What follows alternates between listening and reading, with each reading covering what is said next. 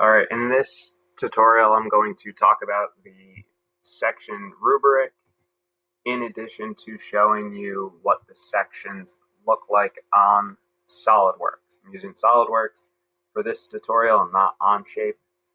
So going back here, I want to talk about the drawing quality. Goes without saying, there's no mistakes to there's incomplete or major mistakes. The section quality, they need to be neat, organized in the title block, all the proper views, tangent edges removed, proper hatching, all the way down to not done or poorly organized or no hatching or just the standard orthographic.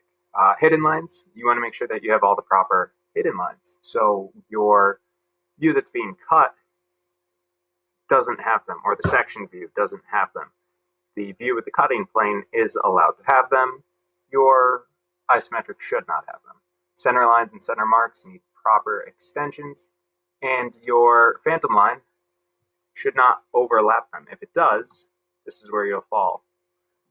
Dimensions go without saying, it's the same thing as before. No overlapping, largest, farthest away, they're neat, they're organized, everything we've been doing this whole time. And then your title block, the same thing. Proper text, I understand that you will have to create one on Onshape. You may design one and save it as a template and then use that on your own. That's for you to determine. So go into SolidWorks now. Using SolidWorks, I have my sections set up. I have them all designed in one file, title block properly filled in with the name, the date, so on. I designed a full, an offset, an aligned, and a half, just to show the difference between them. So you can see how this is laid out. I have my isometric. I have my cut view with hidden, this one without hidden. My dimensions are neatly organized. They're not touching. There may be some errors if you were to look through and find them, but so far this is pretty good. The direction of the arrows is away from the view, so keep in mind you may have to switch them. To do that, just press flip direction. Now in my offset, I'm making sure to fully define everything. You can see that I have placed in the counter bores and the counter sinks, and I wrote ×2, just to let the viewer know this one has an error and it doesn't say ×2. I didn't want to dimension each one of my fillets and rounds, so I added text.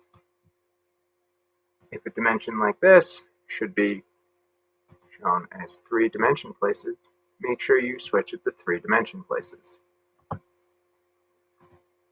So again, I'm setting this up, neatly organizing it the same way we've done before. I only need these 3 views. Here's my aligned section. I have model items and smart dimensions used. On Onshape, you have to manually dimension.